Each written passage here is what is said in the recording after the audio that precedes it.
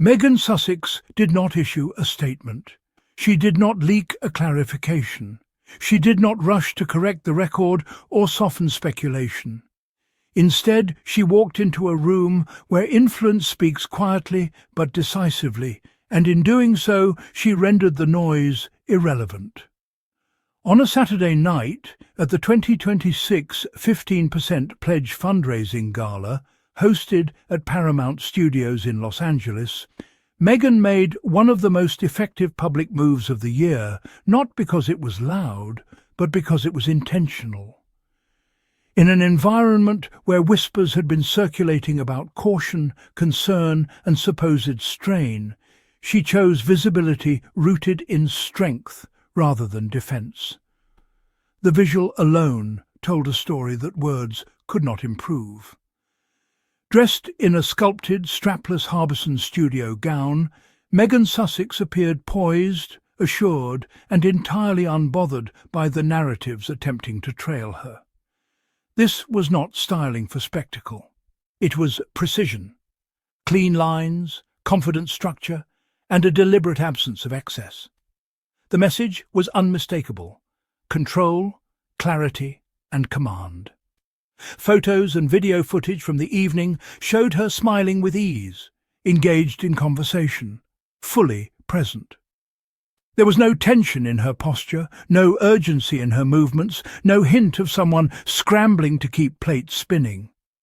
What audiences saw was composure, the kind that comes from knowing exactly where things stand. And that composure mattered. Because only days earlier, an unnamed insider had attempted to frame Prince Harry's reported caution as a sign of impending trouble. According to this account, concerns were raised about finances and the wisdom of expanding Meghan's brand, as ever, particularly in light of projects that failed to dominate headlines. The implication was subtle but pointed: slow down, pull back, reassess. Yet nothing about Meghan's presence at that gala aligned with retreat. High-level fundraising events are not casual appearances. They are strategic environments populated by people who recognize momentum. Attendance itself signals credibility. Participation signals intent. And alignment with the 15% pledge, an initiative grounded in economic equity and measurable impact, places Meghan firmly within a circle of leaders focused on sustainable growth, not short-term optics. This is where the insider narrative begins to unravel. If finances were precarious, expansion discussions would not be happening at all. If ventures were floundering, brand positioning would narrow, not widen. If confidence were lacking, visibility would be minimized rather than maximized. None of that was evident.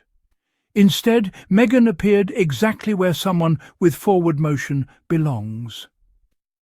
Talk of expanding as ever into the UK and Asia has been framed by critics as risky, even premature. But that framing ignores the fundamentals. These are not experimental markets.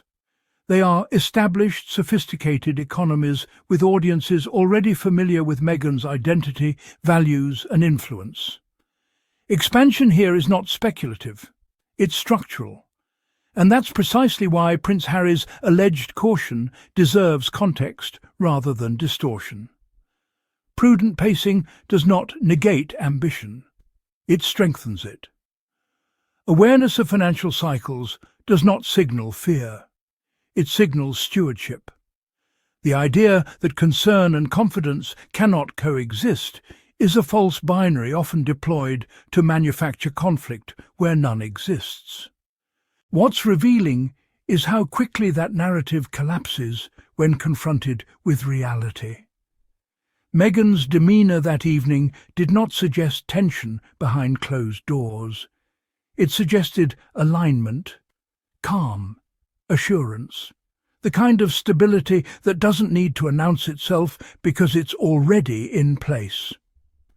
Contrast that with King Charles, whose presence in contemporary discourse grows thinner by the day.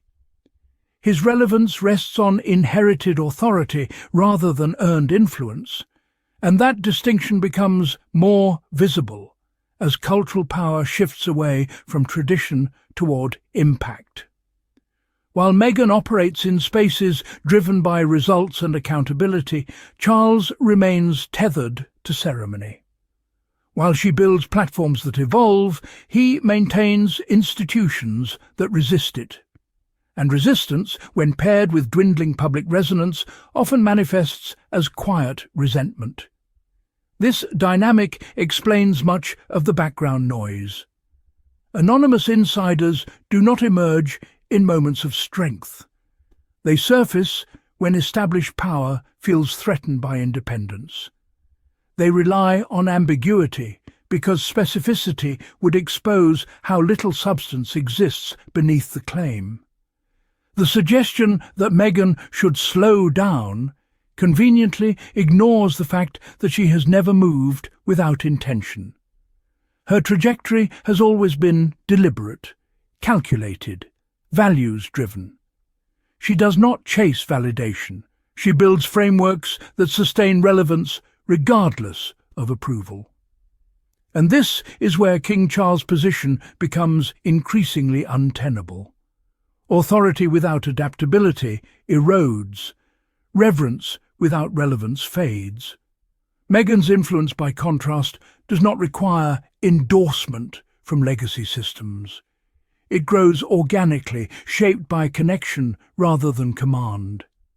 Her appearance at the Gala was not a rebuttal. It was confirmation.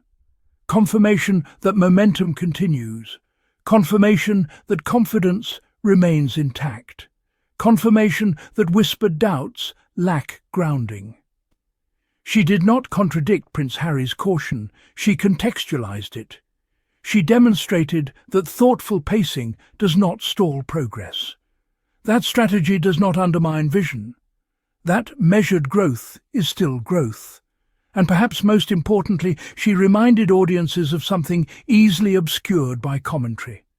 Success does not always announce itself with noise.